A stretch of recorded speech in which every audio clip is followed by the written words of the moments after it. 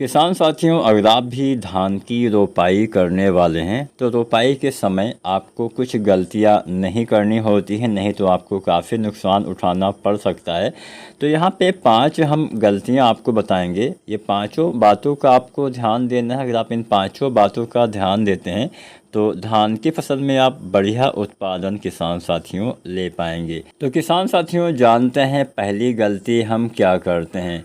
किसान साथियों, पहली गलती हम करते हैं कि धान की रोपाई हम सही से नहीं करते हैं। रोपाई सही से ना करने का मतलब क्या है, कई बार हम नर्सरी वाले जो पौधे होते हैं उनकी हम सही से देख रेख नहीं करते हैं। सही से देख रेख का क्या मतलब है, किसान साथियों, जब भी आप नर्सरी से पौधे, अब ज़्यादातर हम देखते हैं कि खुद आप नर्सरी नहीं डालते हैं। ज़्यादातर किसान साथी नर्सरी बाहर से ख़रीद के उसकी रोपाई करते हैं, या फिर खुद भी अगर आप पौधे तैयार करते हैं तो क्या ध्यान देना है कि जब भी आप नर्सरी से पौधा उखाड़िए या उखड़वाइए तो उससे पहले, नर्सरी से पौधा उखाड़ने के कुछ समय पहले खेत में आपको हल्का सिंचाई कर देना है। इससे फ़ायदा क्या होगा किसान साथियों, छोटी छोटी बातों का अगर आप ध्यान देते हैं तो कहीं ना कहीं ये छोटी छोटी मतलब बूंद बूंद से एक मतलब घड़ा भरता है।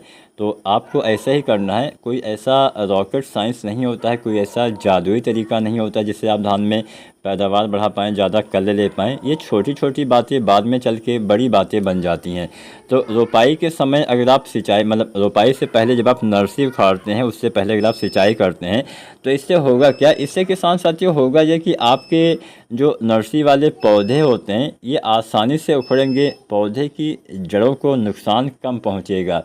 अब जड़ों को नुकसान कम पहुंचेगा तो इसमें आपका क्या फ़ायदा होगा, आपका नहीं, आपके पौधे का बहुत फ़ायदा होने वाला है। क्या फ़ायदा होने वाला है, पौधा जब पौधे की जड़ें ज़्यादा नुकसान उसको हो जाता है, ख़ासकर कुछ ऐसे भी खेत में हम नर्सरी लगा देते हैं जो थोड़ा सा सख्त होते हैं, तो वहाँ पे तो ये समस्या और ज़्यादा होती है। तो जब पौधा उखाड़ते हैं तो जितना ज़्यादा जड़ों को नुकसान पहुँचेगा, पौधे का विकास कैसे होता है, जब जड़ कम रहेगी तो पौधा सही से ग्रो होने में लंबा समय लगाएगा, मतलब रिकवर होने में, जिसको हम बोलते हैं कि रिकवर होने में लंबा समय लगाएगा। तो पौधा जब रिकवर होने में लंबा समय लगाएगा तो इससे आपके पौधे में ही नुकसान होगा। अगर आपके पौधे में जड़ें ज़्यादा रहेंगी तो जड़ें में ज़्यादा जड़ें होने से पौधा ज़्यादा दूर तक फैलाव उसकी जड़ों का हो पाएगा, ज़्यादा वो भोजन भी मिट्टी से ले पाएगा, जिससे उसका विकास थोड़ा जल्दी होगा। और अगर जड़ें ज़्यादा टूट जाती हैं तो पौधा पीला भी जल्दी हो जाता है। तो सबसे पहले तो आपको क्या करना है कि आपको पानी लगा देना है पहले हल्का सा नर्सरी वाले खेत में, उसके बाद पौधा उखाड़ना है। और पौधा उखाड़ने के बाद जल्द से जल्द उसकी रोपाई करना है। कोशिश करिए उसी दिन रोपाई कर दीजिए अगर संभव हो तो।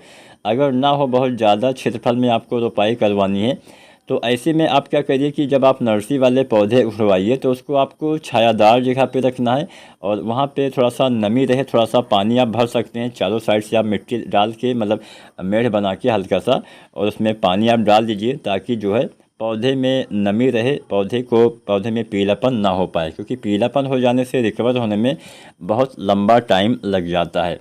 तो ये छोटी बात है, लेकिन हाँ, आगे चल के बड़ी बात निश्चित ही बनने वाली है। अच्छी किस्म का चुनाव करिए, अपने क्षेत्रफल के हिसाब से वैरायटियों का चुनाव करेंगे तो ही आपको किसान साथियों अच्छा उत्पादन मिलेगा। और वैरायटी ऐसी चुनिए जिसमें बीमारी के प्रति अच्छी सहनशील हो, इस बात का भी आपको ध्यान देना है।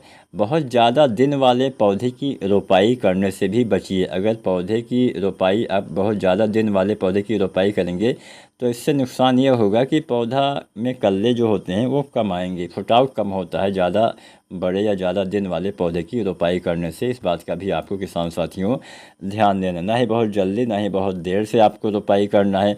जो किस्में देर से तैयार होती हैं उनकी रोपाई जल्दी की जाती है, जल्दी तैयार होने वाली धान की किस्मों की रोपाई देर से की जाती है, मतलब नर्सरी ही उसकी जल्दी और देर से डाली जाती है। तो इन बातों का ध्यान देना है। सबसे बड़ी गलती हम क्या करते हैं, बेसल डोज वाली खाद डालते समय हम सबसे ज़्यादा गलती करते हैं। बेसल डोज वाली खाद कब डालना है, सबसे पहले तो आपको समय नोट कर लेना है। बेसल डोज यानी जिसको हम पहली खाद बोलते हैं, पहली खाद बहुत मायने रखती है। अगर सही समय पे डाला तो फ़ायदा, सही समय पे नहीं डाला तो ज़्यादा फ़ायदा नहीं मिलेगा। तो सबसे पहले जानते हैं सही समय क्या है। बेसल डोज वाली खाद डालने का सबसे सही समय है रोपाई करने से पहले, खासकर फास्फोरस।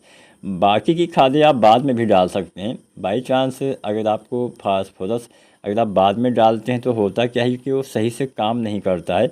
मिट्टी में ऊपर डालेंगे तो ऊपर रह जाएगा, नीचे डालेंगे तो नीचे रह जाता है। इसलिए हम खेत तैयार करते समय जो है फास्फोरस वाली खाद डालते हैं। अब फास्फोरस वाली खाद की पूर्ति आप 2-3 खादों से करते होंगे, या तो आप डीएपी डालते हैं या एनपीके डालते हैं या फिर सिंगल सुपर फास्फेट डालते हैं। एनपीके में बहुत तरह के एनपीके आते हैं, फिलहाल सबसे ज़्यादा 12-32-16 एनपीके इस्तेमाल किया जाता है। तो चलिए इनके बारे में भी हम जान ही लेते हैं। किसान साथियों, जो अगर आप डीएपी खाद डालते हैं तो यहाँ पे जो हम खाद की मात्रा बताएंगे पर एकड़ के हिसाब से, और हाइब्रिड धान की वैरायटी में कितना खाद डालना है ये आपको बताएंगे। तो 1 एकड़ खेत में अगर आपकी हाइब्रिड वैरायटी है तो डीएपी 30 से 40 किलो आपको डालना होता है रोपाई से पहले।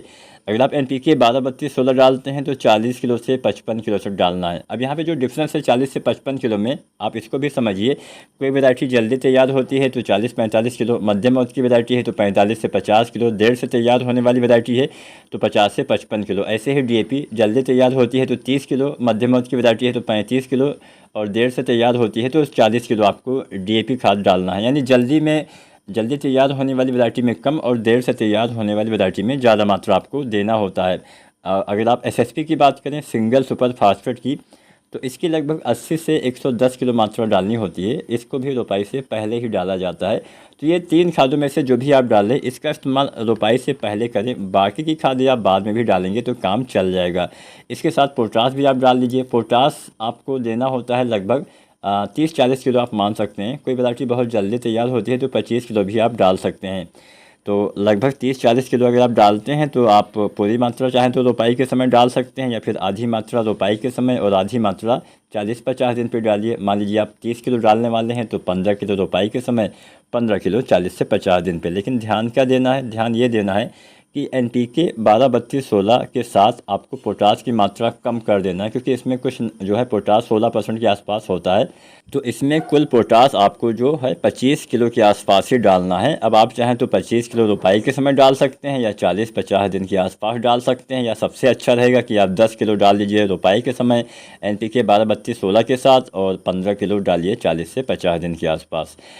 ये तो हो गई पोटास की मात्रा। अगर हम यूरिया के बारे में जानें तो यूरिया लगभग आपको 30-40 किलो देना होता है। अगर आप डीएपी या एनपीके डालते हैं तो पहली यूरिया आपको 15-20 किलो ही डालना है, और अगर आप एसएसपी डालते हैं तो पहली यूरिया आपको जो है 30-40 किलो डालना है।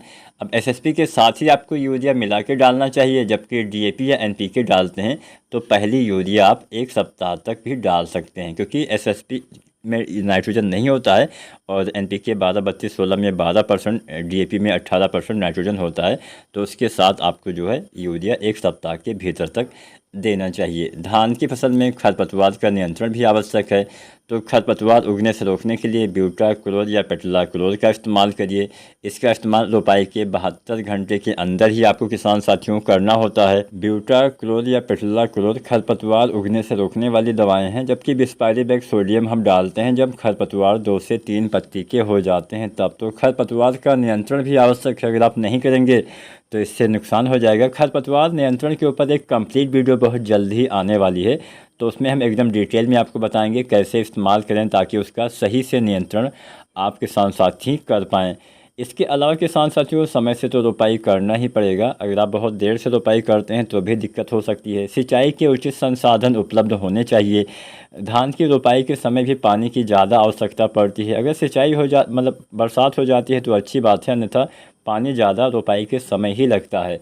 तो 2-3 दिन तक कम से कम खेत में पानी भरा होना चाहिए, इस बात का भी आपको ध्यान देना है। अच्छे से खेत की निगरानी करिए।